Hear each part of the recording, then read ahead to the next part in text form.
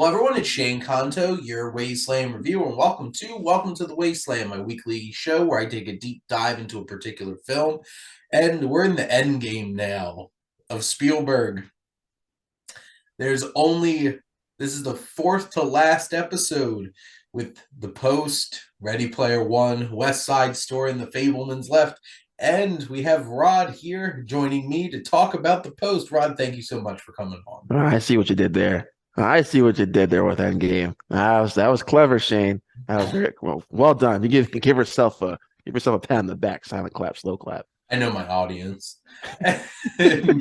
and before we get started, I would like to let Rod shamelessly plug anything and let all of you know where you can find him. Yes, so you can find me on my personal film page at the Cinema Gallery. That's the Cinema Gallery with three L's. You can also find me and my good friend Ben on the Infinity Film Podcast. That's at the Infinity Film Podcast. You can follow us on our Instagram page, just at the Infinity Film Podcast, and listen to us wherever you listen to your podcasts. So there you go. There you go. And for those who have not tuned in to Welcome to the Wasteland before, we have three segments here. We talk about coming attractions for the week of this release, which is Friday, December 9th. And then we talk about our feature film, which is indeed Steven Spielberg's The Post. And then we have some recommendations to send you home with. And this week is, it's December, so it's award season. We're getting the wide release of Spoiler Alert, The Whale, Empire of Light, which I was super excited and was going to be my most anticipated for this week until I saw the reviews. Because I'm all in the Mendes and Roger Deakins train, and then Olivia Colman, but we'll have to see. By the time this releases, I will have gotten go to a screening of that, so we'll see how it is. And one particular film is popping up on Apple TV Plus. Which film is that? Yes, that is Will Smith's new film, Emancipation, his first film after the infamous slap heard around the world. So here begins his comeback tour, Shane. Looking forward to this film. I've been hearing good things about it. I've been hearing that Will Smith gives an even better performance than he did in King Richard, and we all loved his performance in King Richard. Got him an Oscar nomination, or an Oscar win, I should say. And Which it's we got all Antoine forgot about because other things that happened that night. exactly. And it's got Shane, a director who I love. And for some reason, I just don't have my top 10 directors of all time, but he's just every time he puts a film on, I just get excited. And that's Antoine Fuqua.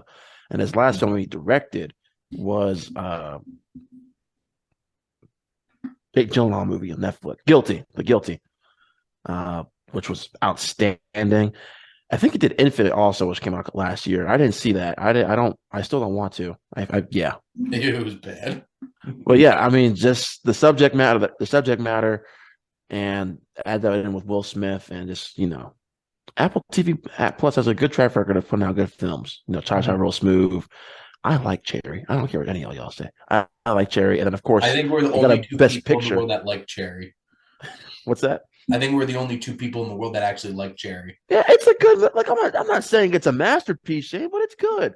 And then of course Apple TV Plus also has the Best Picture winner now in the library with Coda. So I mean, they got a good track record. It's to that point that it's to the point that Apple won an Oscar, which is why Netflix is like, we're going to release 90% of the films that come out during award season this year, and we Yep. better win. Oh my God. Because, like, legitimately, I feel like every other movie is just like, well, releasing in theaters and on Netflix in 2 weeks. I'm just like, it's insane. But I'm definitely interested to see Will Smith's performance. I know I've seen a mix of strong and lukewarm reviews of the film in general, but across the board, strong reviews about Will Smith. Speaking of Netflix, my pick is Guillermo del Toro's Pinocchio, which, from what it sounds like, could win Best Animated Feature. Or apparently Marcel the Shell with Shoes On, because apparently that counts. So, which the fact that that counts, I think that might win animated feature, You know, but I finally saw that last month or 2 months ago. I love that movie. That was adorable. So yep. good. And Guillermo del Toro just seems like the perfect person to make a Pinocchio film, and it's stop motion, and it looks really cool, and I'm excited about it. I do have to say though, a close second was The Whale to put it on here, which I already got to see this past week. So I forgot the whale was coming out wide next week. I don't know. I was like, oh my God, I know I was missing a film with Empire of Light, Emancipation. Of course, the whale. Mm-hmm. I'm very, very excited to see Brendan Fraser in this movie, Shane. He's amazing. And also, if you've ever had problems with your weight in your life, I can guarantee you this is probably one of the most triggering experiences you're going to have in a movie theater. Well, I was talking about that with Ben, like, too, just the title alone, I was like, that seems kind of offensive. The title of the whale, but I mean, is there a Um, purpose behind that, Shane, when you see the movie? Or he's not the whale. okay, okay, He's an English teacher, and it has to do with that. okay. Am I wrong for thinking that though? Like when I first heard about that, I He was like, that's 100% on purpose. okay, okay. Like there, like you don't name that movie that without triggering some kind of connection to that. And I wouldn't put it past Darren Aronofsky to do that. So, which I have concluded that Darren Aronofsky is the director that stresses me out the most I've ever watched. But I do want to go back to your Pinocchio thing though, because Ben and I were talking about that too on our latest podcast episode. That there's been some Best Picture talk for Pinocchio as well. So I'm curious, and because I loved Nightmare Alley, Shane. I adore that. It's like it's like top two or three Del Toro films for me. I just love that movie so much. So I'm really excited for this one. I was also very, very high on Nightmare Alley. And I even have, where is it? I have and yet to watch the original that it's an adaptation of.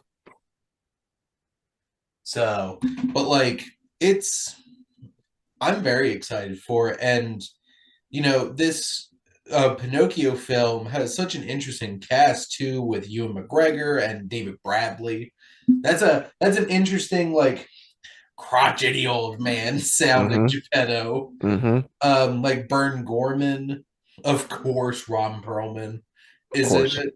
John Turturro, Finn Wolfhard, Kate Blanchett, Tim Blake Nelson, Christoph Waltz, Tilda Swinton, Tom Kenny. Wait, Tom Kenny's in this? Yep. Holy crap! I gotta go see this now. So, like, I'm very excited for Pinocchio, and that's what I will be watching Friday night. Unless Netflix finally gets back to me about letting me have it on my screening. But I'm definitely excited about that. But now for something completely different, which is our feature of the week, which is Steven Spielberg's The Post. And I feel like this is part of a trilogy of films that I feel like a lot of people just wrote off as just being Oscar bait, which makes me upset because Lincoln, Bridge of Spies, and The Post deserve better than that. I agree, especially Lincoln. Mm-hmm. And this film focuses on the Pentagon Papers, which were a set of research documents that showed all of the behind the scenes of U.S. foreign policy leading into the Vietnam War, and basically showed that the U.S. government, starting at Truman's administration, were lying to the American people and were slowly moving towards us getting involved in Vietnam. And what happens is, somebody wants to get this out to the public, and who's going to do it? Looks like the Washington Post.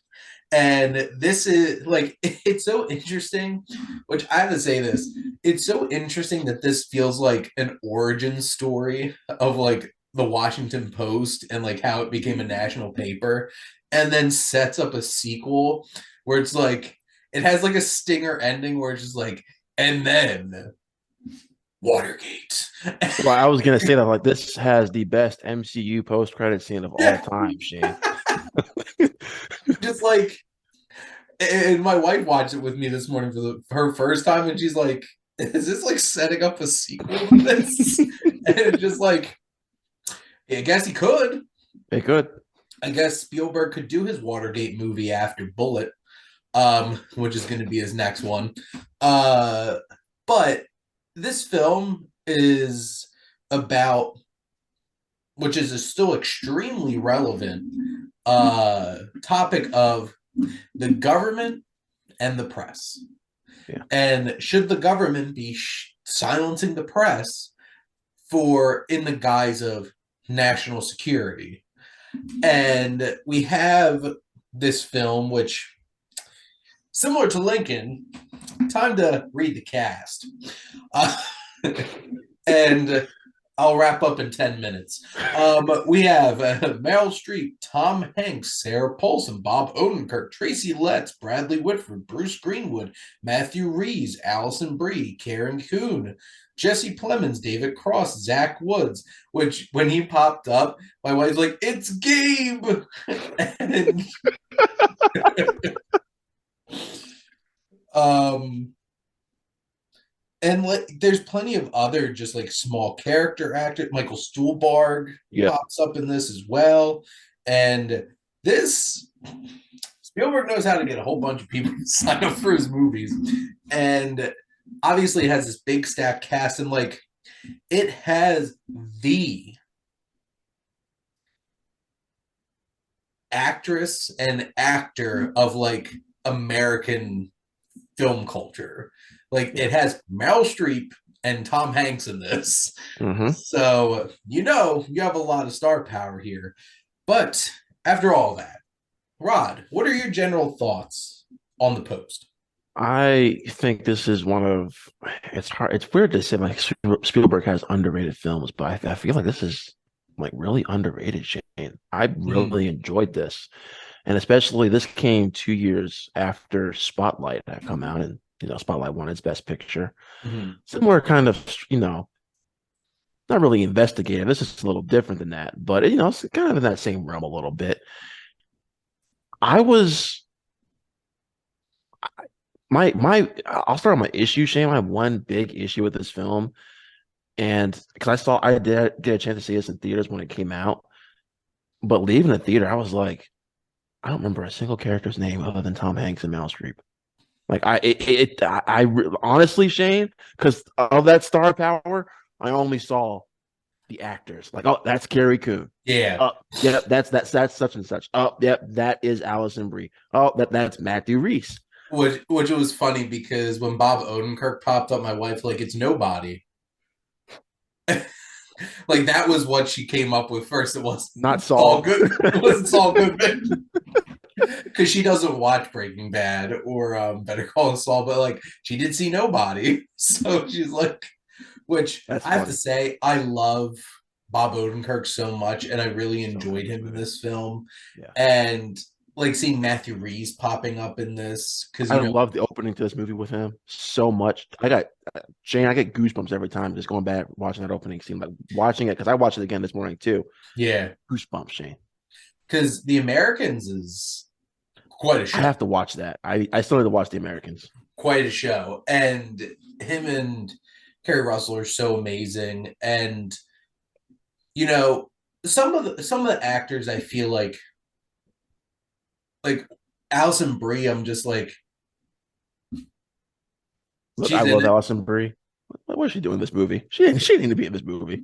No, but like and like I appreciated their like little inner circle with like David Cross and Carrie Yep, Coon and the other people I can't name that because I don't know the actors' names, but like they were such exactly. a fun little crew there. And then Tracy Letts was on quite a roll, popping up in big supporting roles in films like during this like couple year stretch there, which is interesting because he's a playwright, and like this film very much feels like a play at times. And I feel like that's one of my big issues is like some of the scenes feel a little staged. Okay, I was gonna say that because like the first half of this movie felt very stagey, right? Yeah. It felt very like, am I watching a Broadway play right now? What's going on here? It just everything just felt it didn't feel cinematic, Shane. It just felt Mhm. like you said, like a Broadway. Which there's a couple, and like Janusz Kaminski obviously is a really talented cinematographer and has had worked on literally every single Spielberg film since Schindler's List. And you don't get to see him that much in this film. There's a couple of moments with like some nice camera movement and stuff like that, but it's not like the one scene where she's making initially making her decision and like shutting down Bradley Whitford. And she's like, Yeah. "Oh, I've made my decision and I'm going to bed." And she walks off stage left, and like the camera kind of like heightens a little bit, but Mhm. like it kind of feels like we're just recording a stage play. And you know, when you're going to do something like that, you obviously need to have the actors to drive it home and really engage you. And there's definitely a lot of stage adaptations that get that criticism. I know Fences did, but like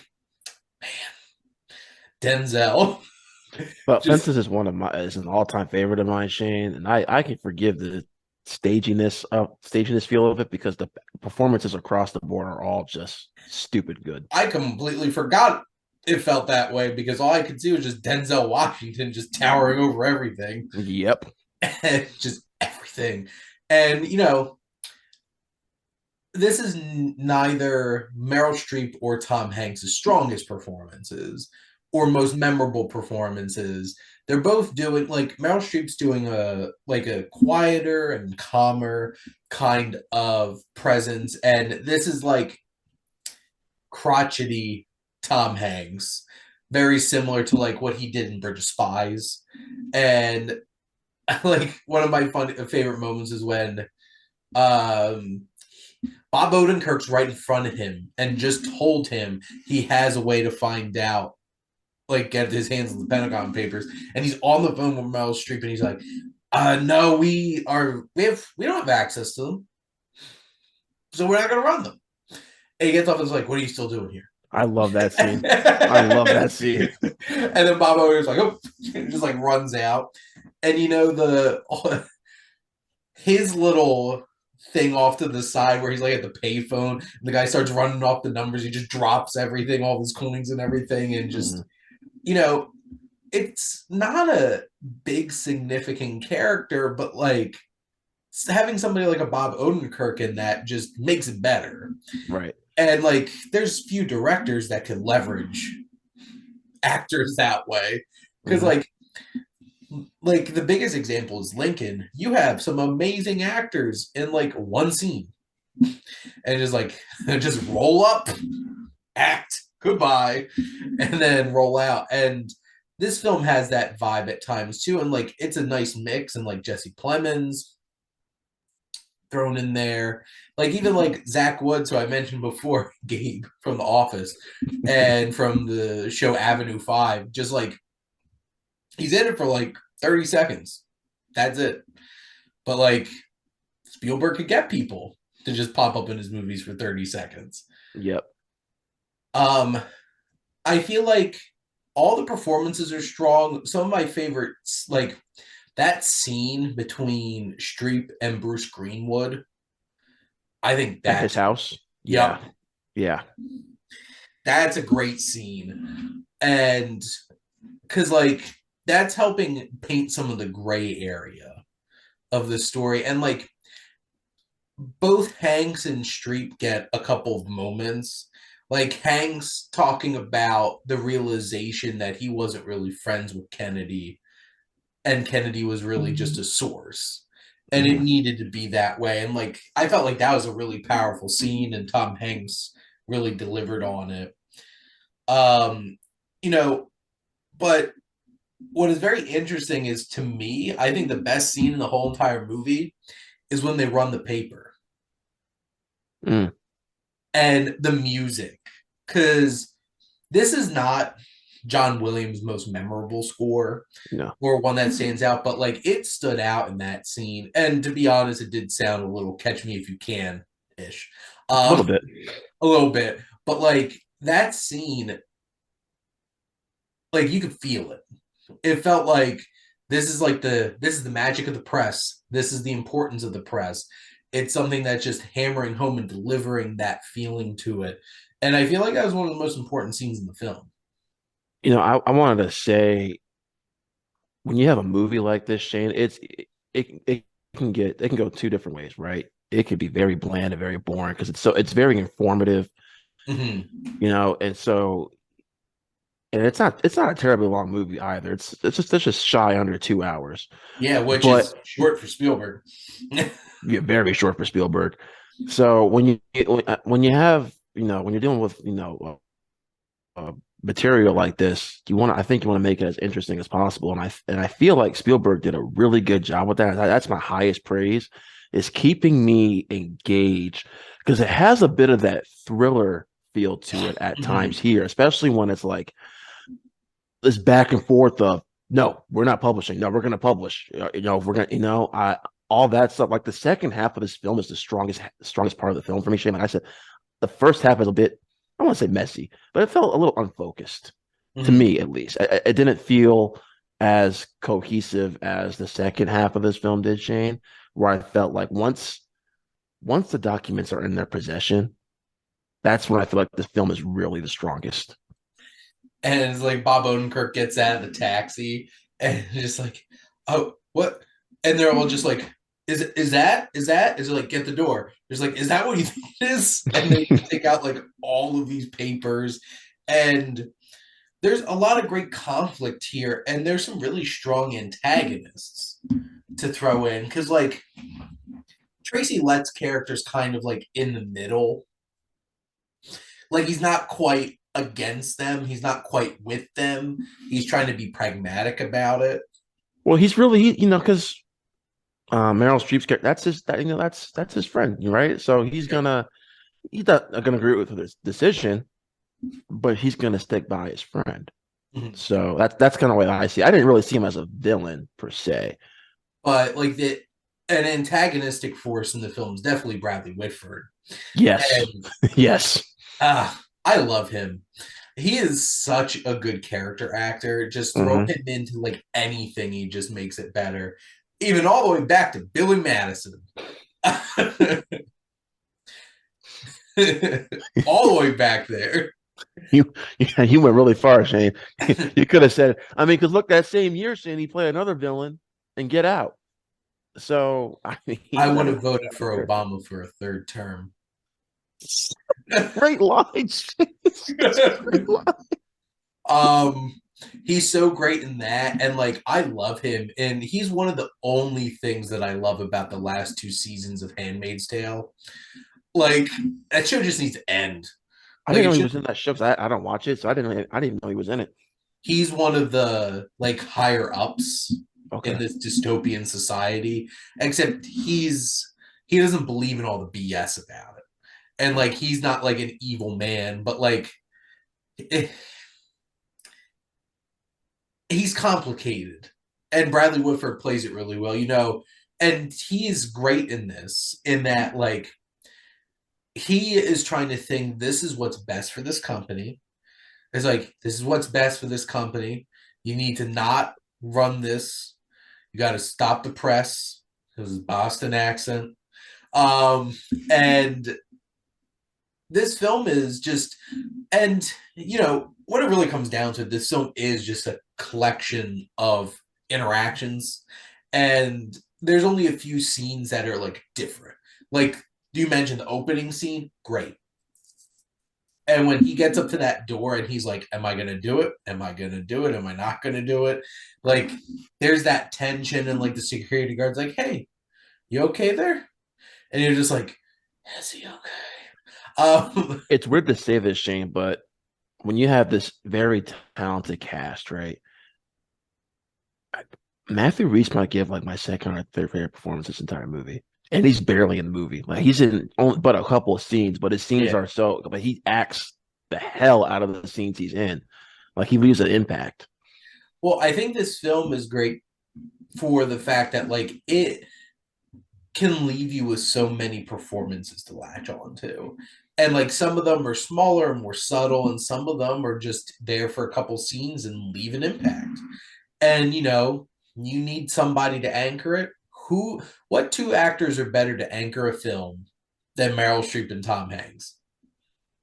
And what's so interesting is this was his last big star-studded leading film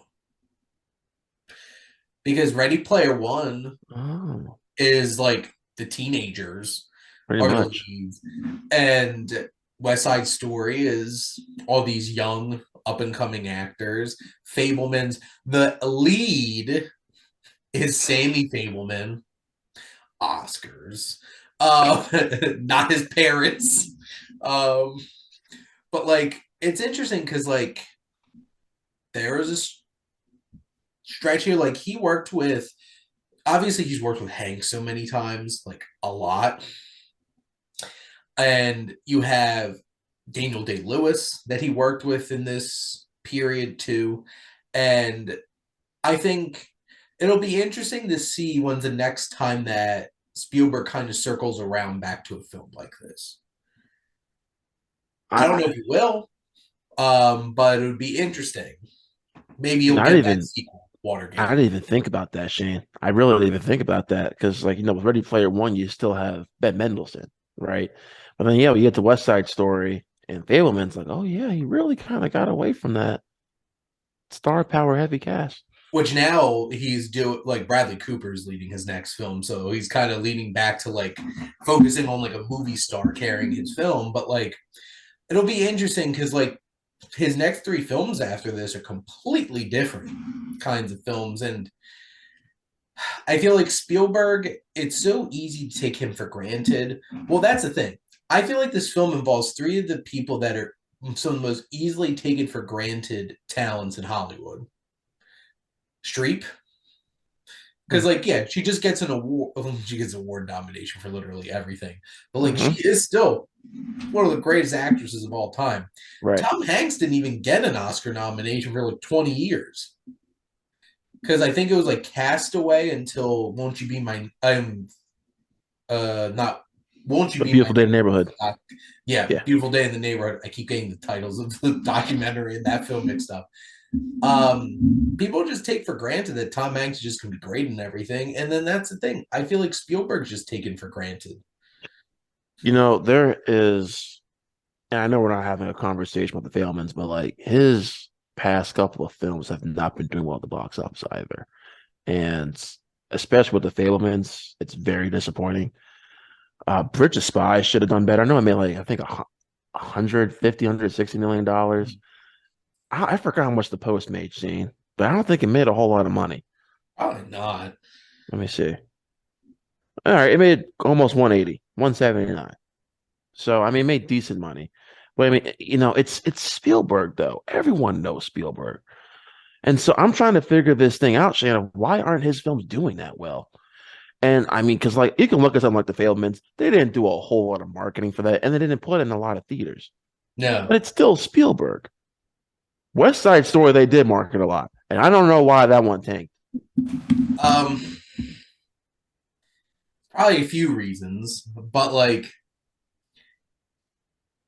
I feel like it's like a big shame that didn't do well. For some reason, people didn't want to see musicals. Like In the Heights didn't do well. That Obviously, was that broke my heart because I yeah, love In the Heights. yeah. Tick Tick Boom was just really just on Netflix, Right. and they wouldn't even release the box office numbers of it anyway because it's Netflix.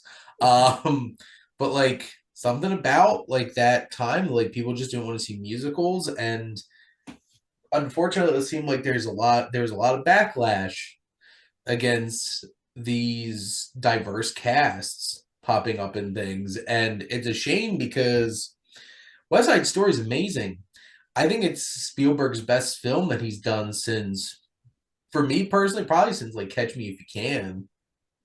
You know, I So I'm trying to put my head back into the post, right? Because I don't want to say Fablemans, because I don't want to have a conversation about Fablemans. So if you go back to the post, my favorite film, like a film that I truly love before the post, is probably The Terminal. And that was what, 13 years earlier? Yeah, 2004.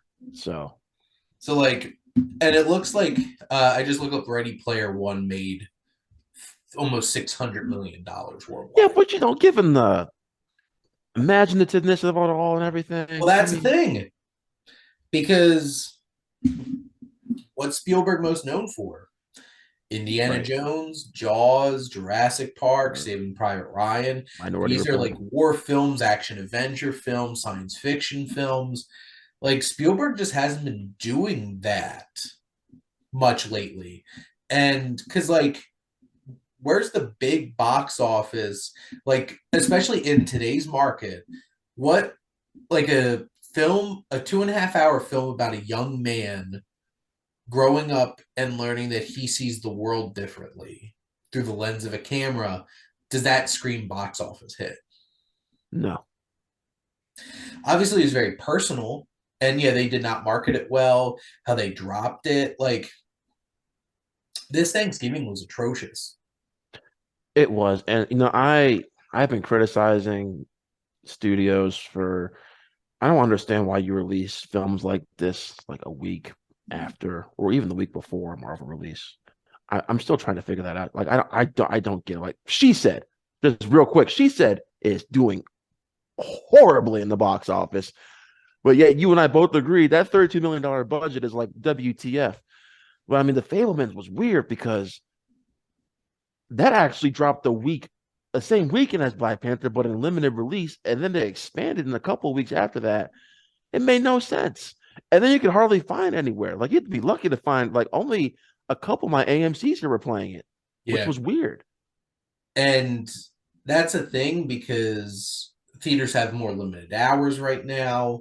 Obviously, they've been expanding again, but still, and they've been investing in the movies that actually bring people in. Because, like, nobody wants to go sit and watch She Said. No. Like, in today's environment where people are struggling because of inflation and just are upset by a lot of things going on in our society, they don't want to go to the movies to escape to watch an investigation on Harvey Weinstein. Okay, Like, you know what though? We had another movie similar to this a couple of years ago with Bombshell, and that actually did okay, right? well, to be fair, that was also a lot flashier. And And that was my problem with Bombshell, how it was too flashy and too big shorty. So, well, that's the thing, because like it was very Adam McKay esque, mhm, yeah, and he could sell things because he has the flair. right. Um, and to be fair, that also had a lot more star power, It did. It did. like a lot more star power in it. I just feel like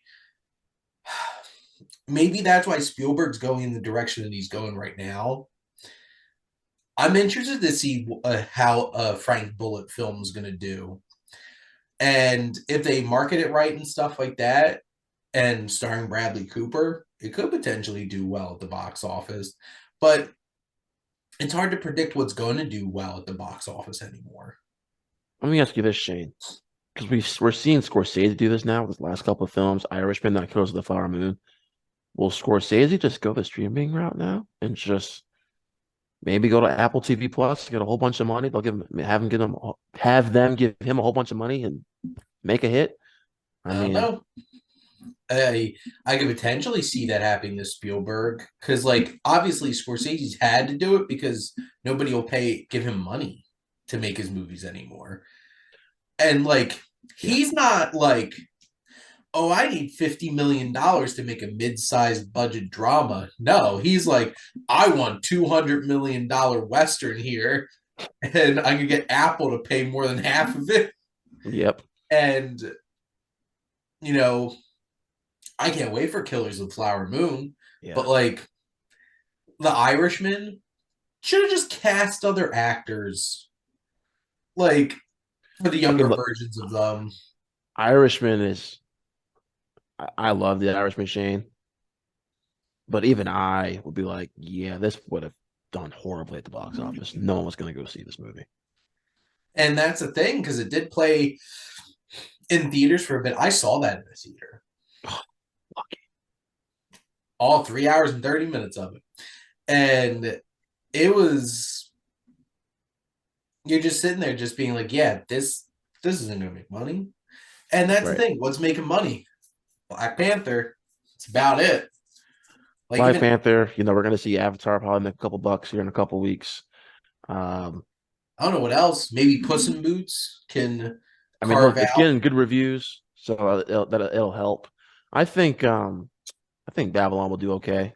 I think the 3 hours is going to scare some people, but I think it's going to be. I think it's going to do okay. Well, to be fair, I'm shocked that it got an R rating. So like, I don't know the accessibility of a 3 hour, 8 minute film with a hard R. Well, look, Like, Wolf of Wall Street did good, Shane. That was a 3 hour movie. I think it made over $300 million worldwide, close to 400, if I'm not mistaken. I hope good things for Babylon. I just it's a hard market right now for movies to really break out. But this this kind of film, The Post, was a kind of film that could easily slip in and make that 100, 150 Right. in 2017. It's 2022 now. The Oh, pandemic happened, and it's a whole new world. It's a whole new ball game. if the Post had come out this year, it would have bombed. Yeah, Yup, bomb. bombed big time. Yeah. But Rod, do you have any last comments about The Post? No, I feel like we talked about more like behind the scenes stuff about the Post in the actual movie. But when you have it's tough to like really delve into films like this because it is based on a true story and true events. So I I just wish I just if you haven't seen the Post, to the people watching watching this video, if you haven't seen the Post, please just do yourself a favor. Just sit down and watch it. It's one of I'm not gonna say it's a top 10 Spielberg film. It's close for me, Shane, personally. I can't say it's top 10 though, Yeah. but it's well worth it. It's a really good watch. Rewatchability though, I'm not gonna come home, Shane, on a Friday night, or if I'm just chilling out at home on a It was Sunday like a evening. pop in the post. Yeah, make some popcorn, watch the Post. Woo! But it's a very good film with excellent performances from the entire ensemble, and This there's like really good moments, Shane, too, of humor sprinkled in throughout. Like that whole lemonade stand bit, I love that so much. And then it ends with him like, I forgot who asked like how much it costs, and she's like 25 cents, 50 cents. Tom Hanks' character says so. yeah. Yeah, there's good little bits of humor sprinkled in Is there throughout. any vodka in it? Oh When yeah, Carrie Coon said that, and the little girl's like, yep. I don't put vodka in it. Just this little girl trying to process that. Um, I just checked my rankings. This is my number 17th. Which seems low. That's actually really good for Spielberg for a Spielberg movie. So hey, Well, so like my number, like for me personally, like ET's 11. wow, that low. Wow. There's just that many great films that he's made, Yeah. and you know, I'll say this too, Shane. I actually I think that the Failmans might be in my top 10. I think it's pushing top 5 right now, actually. I think it's that good. I think it is that good. I have it at number 7. Yeah. It's like the more I And sit on and marinate on it, it's like, yeah, God, this it's movie's gonna just be it's gonna be interesting when I do Carpenter next. And like there's like 6, maybe 7 that I really, really enjoy, and then there's gonna be like some schlop. He's gonna be the first director, I think, that legitimately has some seriously bad movies. all right. Actually, I have to make a public service announcement here on Shane's on the Wasteland Reviewer right here. Okay. Public service announcement, Shane.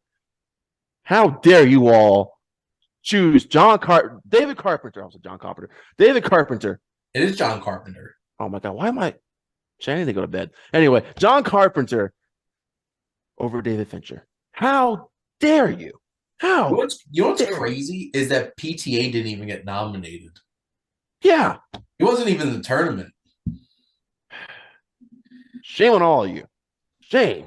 Well, you I could was ready to shame talk about Gone one Girl. person in particular because I would like to thank my brother Ethan and his campaigning for which is the only reason that John Carpenter won this tournament. Well, you know what? Myself, and your brother need to have a very long conversation because I am pissed off. So I feel like I feel like people need to step up, or Tim Burton might win the next one. No, absolutely not. I will not come on here and talk about the Corpse Bride, Shane. Absolutely not. Hell no. No, no, no, no, no. But I can only talk about the thing because I haven't seen that movie yet, so I'm excited. I've only seen the remake. I'm so excited. The Thing's my second favorite horror film of all time, so Whoa. I'm down. Okay. But we have one last segment to wrap up here on Welcome to the Wasteland. So, Rod, what would you like to recommend to these lovely people? Let me pull up Dakota Johnson's filmography. Let me give me a second. I was kidding. This week, Shane, I would like to recommend, speaking of Apple TV Plus, Shane, I feel like we talked about them a lot this episode. Causeway, a little film with Jennifer Lawrence and Brian Tyree Henry, which it is a slow burn, but if you don't mind slow burns, I think you're in for a really good treat of just two very talented actors. And this film reminds us all that when Jennifer Lawrence wants to try, she is one of the best actresses on planet Earth. Because Sure my is. God, if this year wasn't so heavy for best actresses in the Academy Awards, I feel like she'd be in contention for an Oscar nomination. She is that good, I feel like, Shane. Like she gives a great performance, and I'm really hoping Brian Tyree Henry gets some serious consideration for Best Supporting Actor. He's Which, really, really to be good. honest, I think that's the hardest award to win Mm-hmm. every year. There's just so many supporting roles out there that just lend themselves to so many great performances. Like you have Paul Dano and Judd Hirsch, both from The Fablemans. Judd Hirsch is definitely getting that nomination, though. You know what?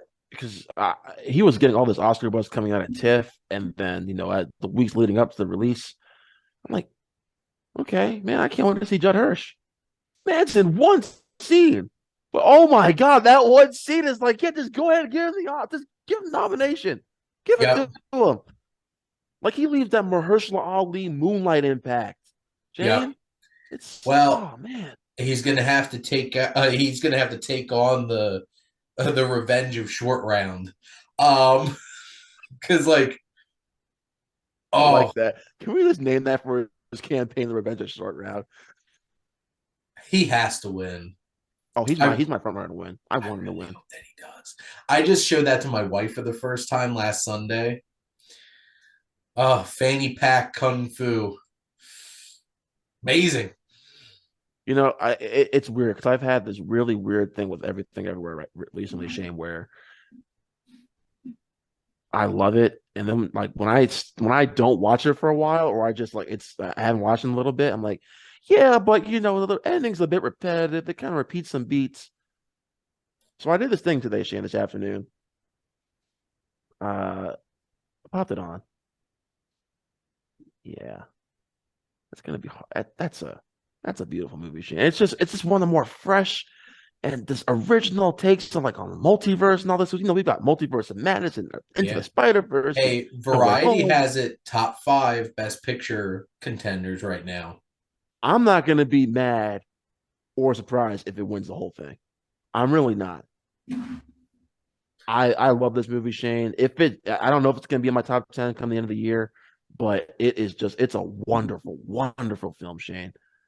It's still my number five right now. Yeah, I know. Cha Cha Real Smooth got out of your top 10. I'm very disappointed, Shane. Very Still at disappointed. number 13 though, which is Shane, respectful for 700 films. Shane. Well, look, listen. 13. That's low. That's low, Shane. That's low. We need to put that. How much? How much? What do I need to put in your Venmo? Huh? What about the Venmo you right now? Okay. Let's put that in the back in the top 10. Let's go. Get that glass onion. Uh, Conversation for another day, but yeah, that movie's great. Daniel Craig, best actor. Seriously though, Janelle Monáe. Okay. All right. I wasn't gonna bring it up because I didn't want us to go over or like go totally off topic here. I think she's my front runner right now for best supporting actress. She Good. is, So and good. like that. I want to give away spoilers, but like halfway through the movie, that twist, Shane. Oh my god, I did not see that coming. And Nope. me and my sister were like, uh, uh, yeah, like, And honestly, Edward Norton should get some attention just for how slimy and disgusting he is. oh god, oh god. So slimy, so disgusting. Kate Hudson too. Like, I'm not the biggest Kate Hudson fan in the world. Oh, she killed it in this though. Oh my god. Every like I was Ben and I were talking about this. Every time she just screams, I was in stitches. Shane, just she has great comedic timing in this movie. Shane, as everything coming out of her mouth was so freaking good. Best supporting actor, Hugh Grant. I thought you were going to I'm say Kareem leaving it that. Abdul-Jabbar. Leaving it at that. That was so unexpected. That made me so happy. I had a giant I smile hope on my face. people. Oh, did we give away a spoiler, Shane? Hey, they don't know what I'm talking about. They're gonna have to go watch the movie to find out. Okay, okay, You have to wait. okay. You're gonna have to wait until Christmas.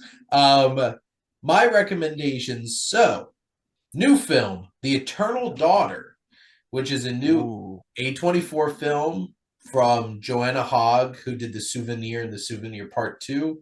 It is a haunting ghost story with two Tilda Swintons, uh, as a mother and daughter in this creepy former like gothic mansion now as a hotel. It is a moving and really poignant movie. Like there's just something about it. It has a beautiful atmosphere about it. I was really impressed. Um Definitely would recommend that. So to shamelessly plug one of my podcasts for Scribe Magazine, the Wasteland Rewind, I did rewatch Spaceballs for a future episode. Huge Mel Brooks fan, and God, I could probably quote Spaceballs from start to finish. And may the Schwartz be with you. And don't worry, we'll all see each other again in Spaceballs 2, The Search for More Money. So, Rod, before I get to my last one, let's put some money on this. Which sequel is going to happen first? Steven Spielberg's Watergate, Spaceballs 2, The Search for More Money, or History of the World Part 2, Jews in Space? ah,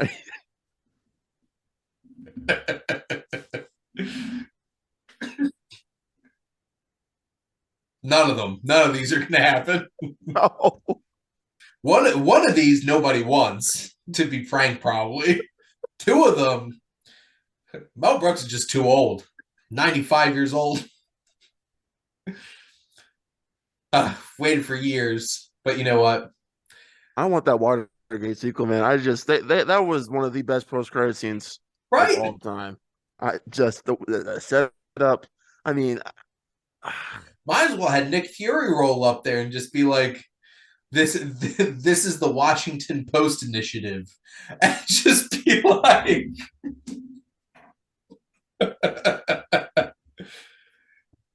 oh man. oh yeah. Can we get that movie now? I want that movie, Shane. You heard us here, Steven Spielberg, who's obviously watching my show. Yeah, you better be. I, Better be I would doing. lose it. And one film that I did check off my watch list, which is I did for my movie club for this month, which is the Chungking Express. Ooh, I've heard that's good. We watched In the Mood for Love a couple of months ago too for this. So checking off some great Hong Kong cinema on there. And California Dreaming just stuck in my head for forever. Because have you seen Chungking Express? I have not. I have not. I will guarantee you that you'll never have California Dreaming by the Mamas and the Papas out of your head after you watch it. Oh boy. So many times. I think they used that song like 10 times separately throughout. So what? Wait. What? Now that's explain to me the premise of that again. So like the basic idea of this film is like it's two stories, these two police officers dealing with like breakups and stuff like that, and then falling for new women. Including Tony Leung, aka Wenwu, aka the Mandarin from Shang-Chi. Because he got like a big start of his career doing Wong Kar-wai films, who made In the Mood for Love and made Chungking Express. So I was very disappointed when I looked up on Amazon that the criterion of it's out of print. So like you have to pay like $180 for the DVD of it. I'm like, Yeah, no, I no, was thank looking. you. I'm like looking it up. I'm like, I can't find this anywhere. This I know it's streaming on the Criterion channel, and it might be on HBO Max. I'll maybe get the Criterion channel, Shane. Well, you know what? I want to show you something. So I've been on the Criterion channel for so long. Dear God. That I had a charter subscriber card sent to me April 8th, 2019, charter subscriber, the Criterion channel. Interesting. If it's on the Criterion channel, I might go ahead and just subscribe because I want to watch it. Shane, there are two movies that I want to watch so bad that are just nowhere to be found, and one of them is Old Boy.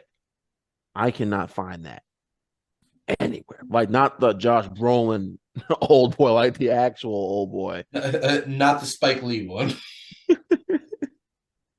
Which, give me 1 second.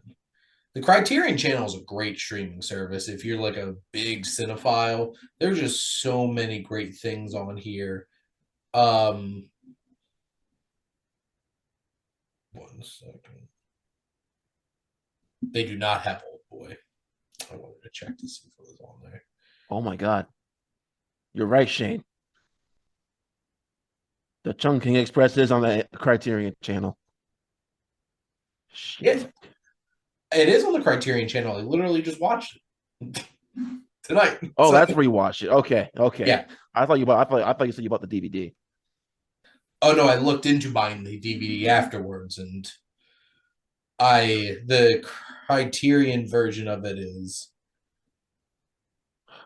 very expensive right now.